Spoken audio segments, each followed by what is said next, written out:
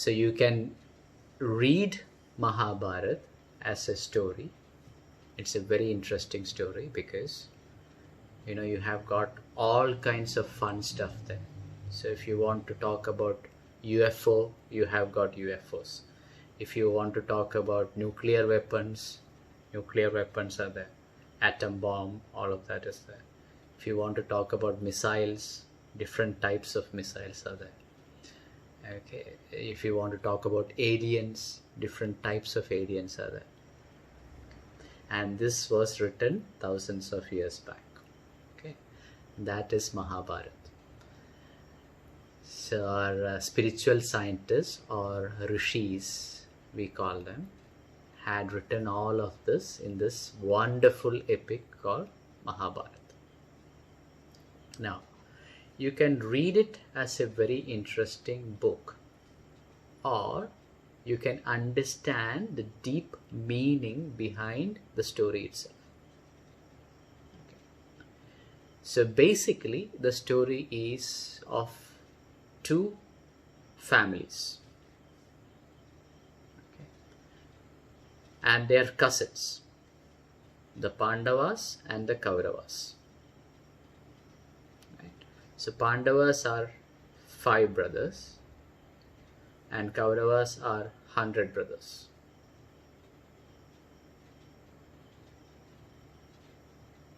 And they are cousins. Cousins in the sense both their fathers were brothers. Right? So the father of the Kauravas was called Dhritarashtra. Dhritarashtra. Now, Dhritarashtra is a king and he's a blind king. He's a blind king. So when he got married to his wife, beautiful wife, Gandhari, so Gandhari decided that, okay, my husband is blind, so I will blindfold myself. So throughout her life after marriage, she was blindfolded. She herself did that. Right? So she had sacrificed her eyesight to understand the pain of her husband or whatever it is. Right? She did it as a sacrifice to her, to show her affection and love for her husband. So that is how today's discussion is going to go, and I'm going to correlate that particular incident to yoga philosophy. So what does Dhritarashtra represent? Dhritarashtra is a blind king, right?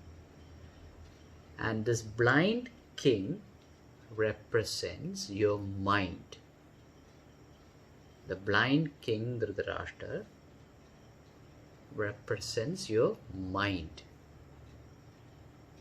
Right? A mind is blind which has lost its discrimination. When the mind has lost its discrimination or power to discriminate, it is a blind mind. Now if you look at Gandhari, Gandhari is so emotional about her husband. So because of that emotion, Gandhari, who is actually a representative of the intellect itself,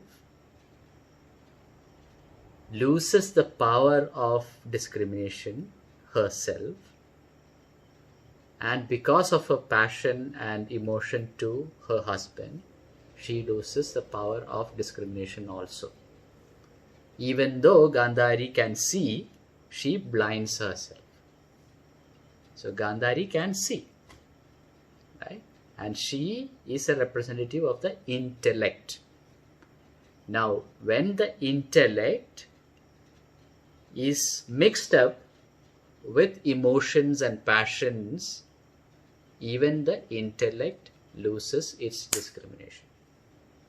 So the mind is there, and the mind is blind, because the mind doesn't have discrimination. Now, the intellect has got discriminative power, but when the intellect is combined with emotions and passion, intellect also loses its discriminative power. And they are together. When intellect and mind both are together with little or no discrimination, it results in destruction. Right? A huge battle is going to come because of that. A huge war, not a battle. The whole Mahabharat and the Kurukshetra war is because of this problem. Because the mind is blind, it has lost its discriminative power, and the intellect, when combined with the mind, because of the passion and the emotions, it also has lost its discriminative power. And this is going to result in destruction, as we are going to see it. Now, these two get together. Now they beget 100 children. 100. And they are called the Kauravas. 100 children. So what does this 100 children represent?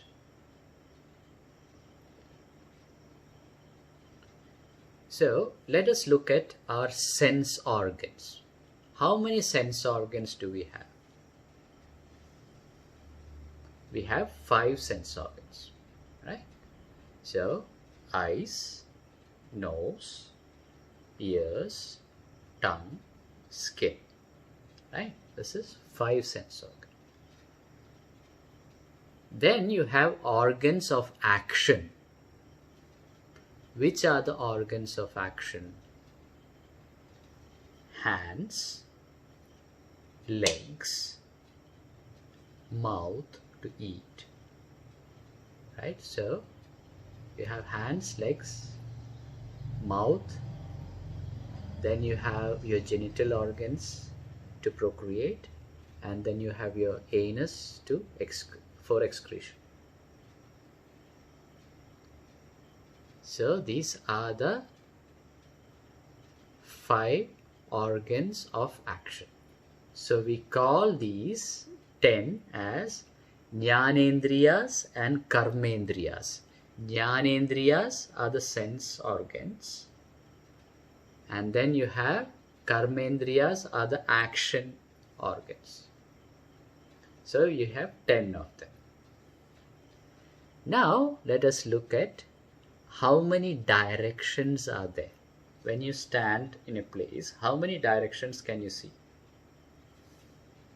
So you have got north, you have got south, you have east, you have west, and then you have north, south, northeast, northwest. So that is a total of 8, right? And then you have up and down, right? So total of 10.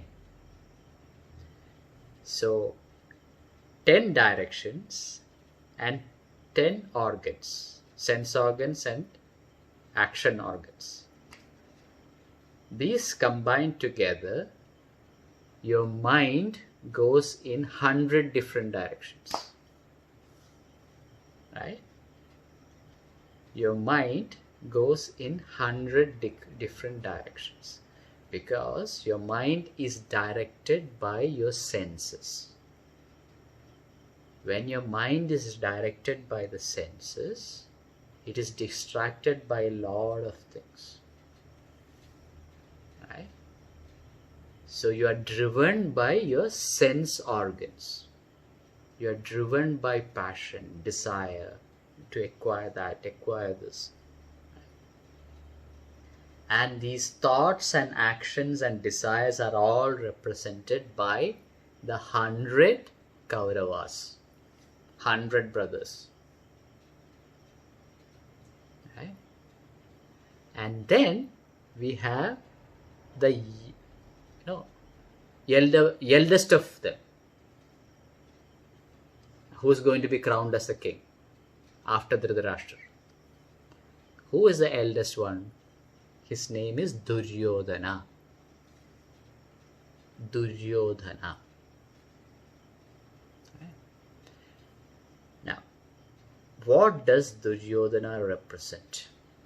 I want you to seriously think about this. What does Duryodhana represent?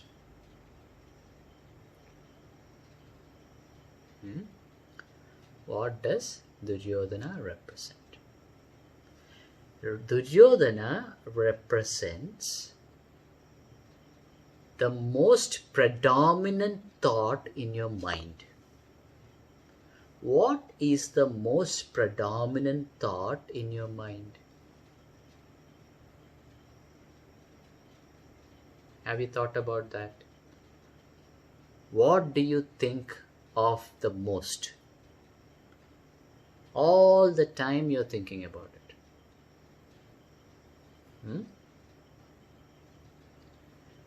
What we are thinking is I, me, mine. Right? This is the predominant thought in most of us. Right?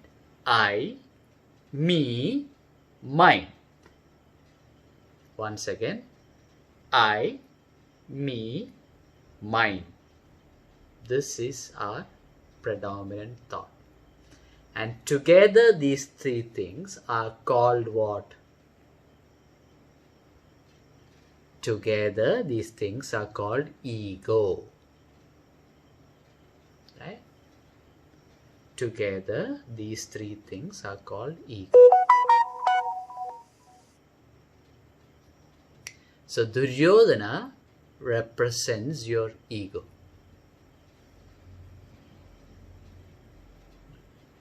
And in Sanskrit, the word Duryodhana is divided into Du and Yodhana. Yodhana means fight.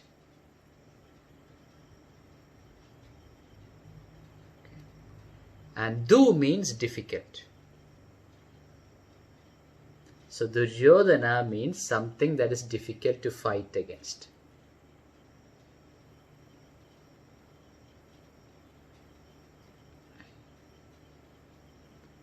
So, your ego is something which is extremely difficult to fight against.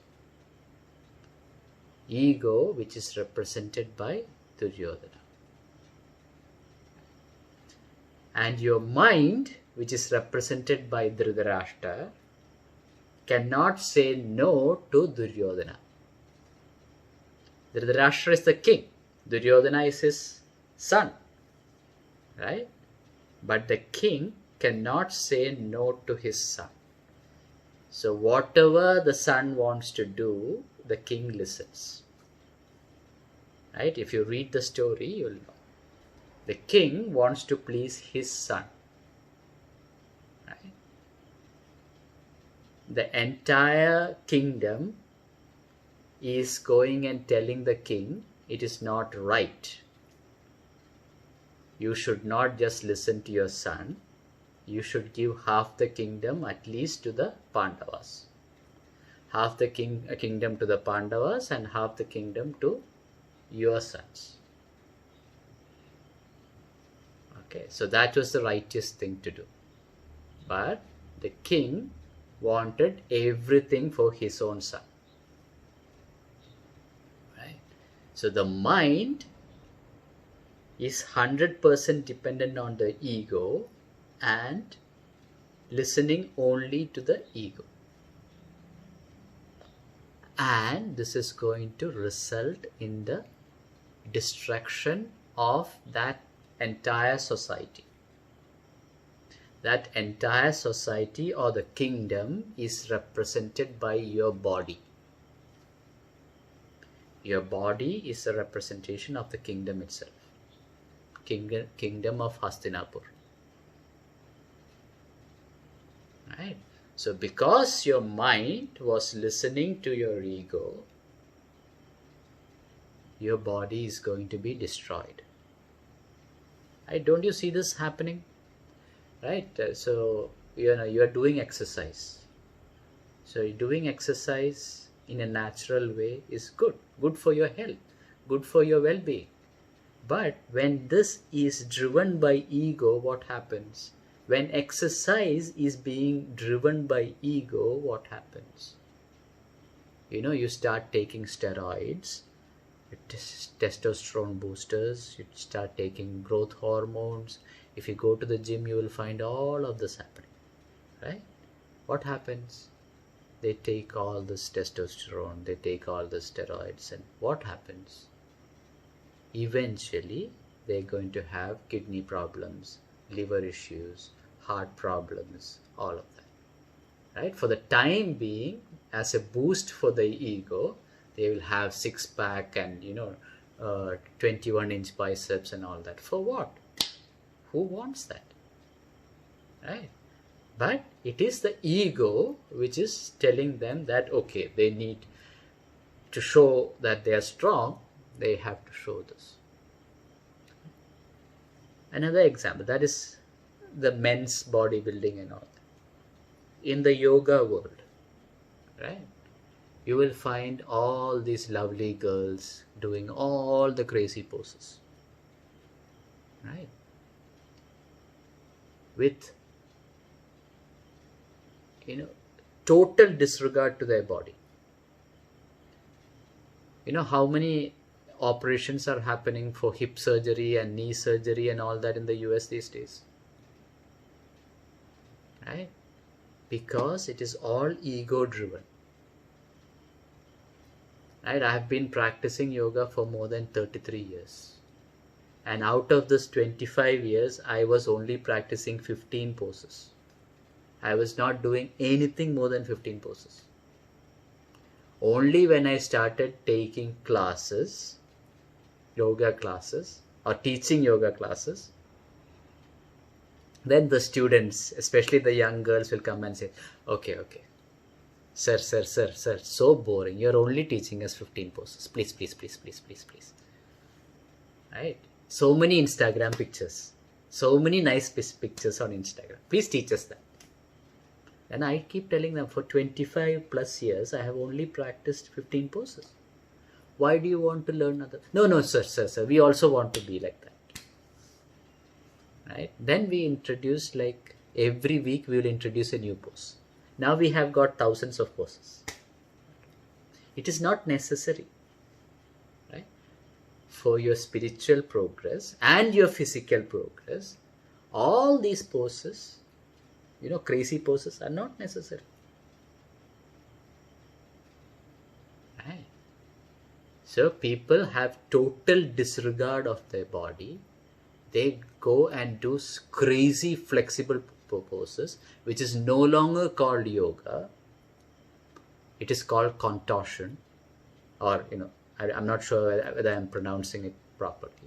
It is no longer called yoga, right? It is just contortion.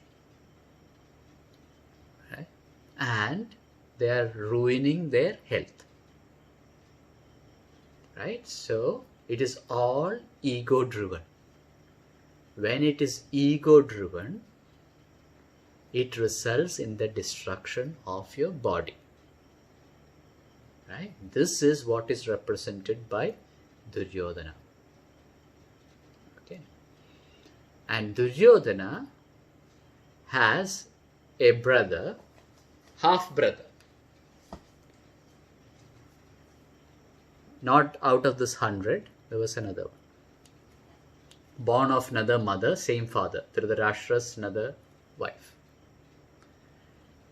Okay, and his name was Yuyutsu. Yuyutsu. So Yuyutsu tried to convince his 100 brothers, half brothers, that they are not doing something that is right. They have to change. They have to give their cousins also the due share. He tried his best.